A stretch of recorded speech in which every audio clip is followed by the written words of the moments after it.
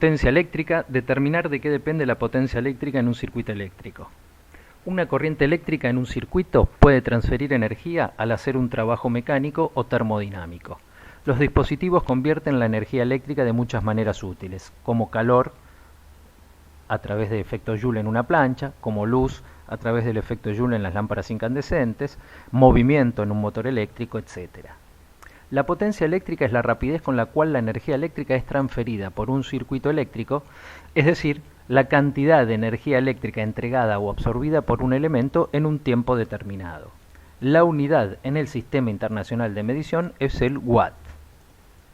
De acuerdo con la definición de diferencia potencial, que es el trabajo por unidad de carga, si despejamos el trabajo, lo podemos determinar como que el trabajo es la diferencia potencial por la carga. Y de la definición de intensidad de corriente eléctrica, que es la cantidad de cargas que atraviesan la sección de un conductor en un determinado tiempo, podemos despejar la carga y determinarla a partir de multiplicar la intensidad de corriente por el tiempo. De estas dos ecuaciones, podemos reemplazar en la de trabajo por la carga y determinar que el trabajo eléctrico es el producto de la diferencia de potencial por la intensidad de corriente por el tiempo. Si la potencia es el trabajo realizado por unidad de tiempo, la potencia eléctrica es el trabajo eléctrico realizado por unidad de tiempo. Si dividimos el trabajo eléctrico por el tiempo y simplificamos, nos queda que la potencia eléctrica es la diferencia de potencial que establecemos en el circuito por la intensidad de corriente que circula por el mismo. La unidad de potencia es el watt. En este caso nos queda unidades de volt por ampere. Si las reemplazamos por las unidades fundamentales, el volt por joule por coulomb y ampere por coulomb por segundo, si simplificamos, nos queda en unidades fundamentales de joule por segundo, y eso es watt. Si se trata de una resistencia eléctrica, según la ley de Ohm, la diferencia de potencial es la intensidad de corriente en el circuito por la resistencia. Si reemplazamos en la ecuación de potencia eléctrica anterior, podríamos calcular la potencia eléctrica como la intensidad de corriente al cuadrado por la resistencia eléctrica. La unidad sigue siendo el watt. En este caso nos queda ampere cuadrado por ohm. Si reemplazamos ohm por volt sobre ampere y simplificamos, nos quedaría ampere por volt o volt por ampere. Y si reemplazamos por las unidades fundamentales, coulomb por segundo y joule por coulomb, y simplificamos, volvemos a tener expresada la unidad de potencia watt en las unidades fundamentales joule por segundo. Se suele utilizar la unidad watt-hora, pero ojo, esta unidad no es unidad de potencia, es unidad de energía. Es la energía de una corriente eléctrica que desarrolla una potencia de 1 watt durante 1 hora. Vamos a realizar la siguiente experiencia con el objetivo de determinar de qué depende la potencia eléctrica. Se va a conectar dos resistores en paralelo a una fuente, según se indica en el esquema.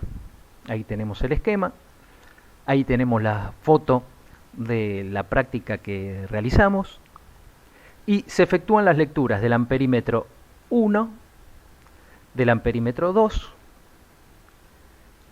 y del amperímetro 3. Y la diferencia de potencial con los voltímetros 1, 2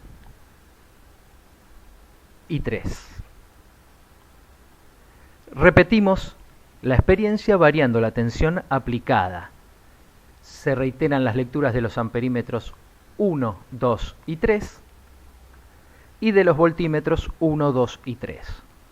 Nuevamente, variando la tensión aplicada, repetimos las mediciones de la intensidad de corriente con los amperímetros 1, 2 y 3 y de la diferencia potencial con los voltímetros 1, 2 y 3. Con los valores medidos confeccionamos un cuadro indicando la lectura de los amperímetros 1, 2 y 3, la intensidad de corriente en ampere, la lectura de los voltímetros 1, 2 y 3 en volts, la diferencia de potencial,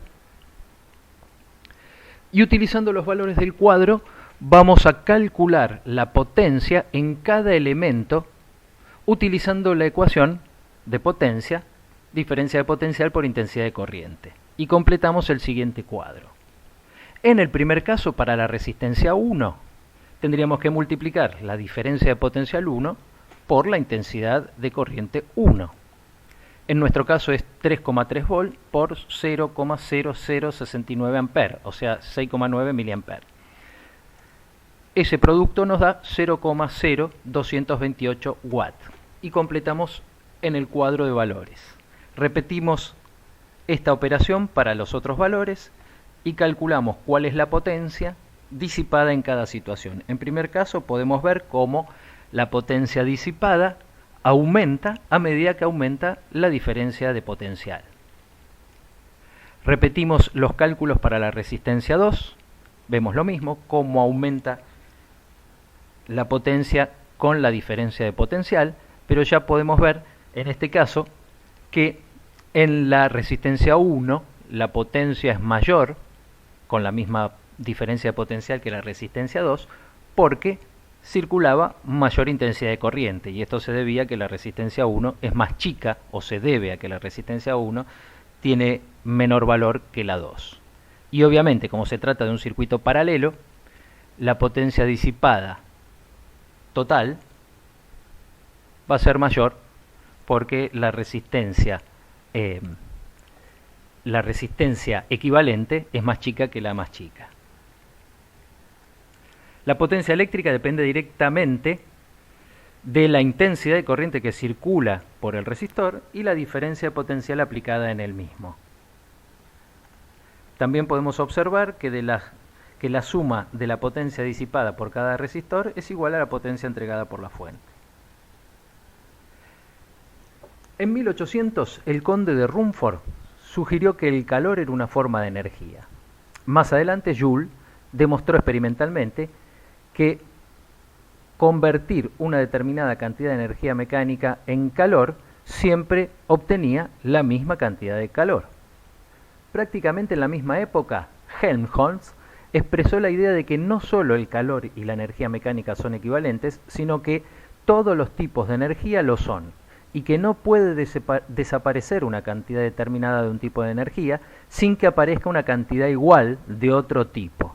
Es decir, lo que conocemos con el nombre de principio de conservación de la energía. Vamos a realizar la siguiente experiencia para determinar si la energía eléctrica tiene un equivalente en otro tipo de energía o si el principio de conservación se cumple. Para eso, lo que vamos a tratar de hacer es comprobar el principio de conservación de energía a partir de determinar la potencia eléctrica entregada por una resistencia durante un intervalo de tiempo a una masa de agua y el calor absorbido por esa masa de agua. Vamos a colocar agua en un recipiente y determinamos su masa y la temperatura inicial, la vertemos en una pava eléctrica y dejamos calentar por un tiempo de 30 segundos. Medimos la diferencia de potencial y la intensidad de corriente que entregó la pava, la resistencia de la pava eléctrica, ponemos el agua en un recipiente adiabático luego de un tiempo determinado y medimos la temperatura final. Veamos en el video, hicimos la experiencia, veamos en el video lo que sucede. Determinamos la masa en una balanza, 398 gramos de agua, medimos la temperatura inicial, 20 grados centígrados aproximadamente, vertemos en una pava eléctrica esta masa de agua, vamos a prenderla durante 30 segundos y en ese tiempo, por medio de una pinza amperométrica y de un tester, vamos a medir la intensidad de corriente que circulaba por la pava y la diferencia potencial a la que se encontraba. Volvemos, una vez pasados los 30 segundos, retiramos el agua y medimos la temperatura final alcanzada por el agua. Vemos que aproximadamente son 43 grados centígrados. A partir de estos valores, la masa, ahí tenemos una foto de la medición, 398 gramos, la temperatura inicial 20 grados centígrados, la temperatura final 43 grados centígrados, el tiempo que tuvimos prendida la pava fueron 30 segundos y la diferencia de potencial a la cual estaba conectada la pava, 213 volt, y la intensidad de corriente que circulaba, 6 amperes. Completamos en un cuadro con los valores medidos, la masa de agua, la temperatura inicial, la temperatura final y el tiempo, la diferencia de potencial y la intensidad de corriente. A partir de la diferencia de potencial y la intensidad de corriente podemos calcular la potencia eléctrica. Haciendo el producto de la diferencia de potencial y la intensidad obtenemos que son 1278 watts. Sabiendo que la cantidad de calor Q es M por C por delta T, es decir, que el calor que absorbe una masa depende de la sustancia en particular, por eso aparece ahí el calor específico, la masa y la variación de temperatura que experimente. Por eso delta T es la temperatura final menos la temperatura inicial. Determinamos el calor absorbido por la masa de agua, 398 gramos por el calor específico, una caloría por gramo grado centígrado, por 43 menos 20 grados centígrados, ese es el intervalo de temperatura. Si simplificamos las unidades de masa y las unidades de temperatura, nos queda que el calor absorbido por esa masa de agua es de 9.154 calorías. Teniendo en cuenta las equivalencias entre unidades de energía del sistema internacional y las usadas para el calor, una caloría son 4,186 joules. Por lo tanto, si expresamos el calor absorbido por nuestra masa de agua en joules, es 38.318,64 joules. El trabajo eléctrico realizado por la resistencia eléctrica de la pava generó calor que fue absorbido por el agua. Si la energía se conserva, la energía eléctrica que entregamos tiene que ser igual al trabajo eléctrico que realizó la resistencia eléctrica de la pava y será igual al calor absorbido por la masa de agua. Como esa energía térmica fue absorbida durante un lapso de 30 segundos, si la potencia eléctrica es el trabajo por unidad de tiempo, el trabajo será la potencia por el tiempo. En nuestro caso, el trabajo eléctrico producido por la resistencia eléctrica es la potencia eléctrica por el tiempo.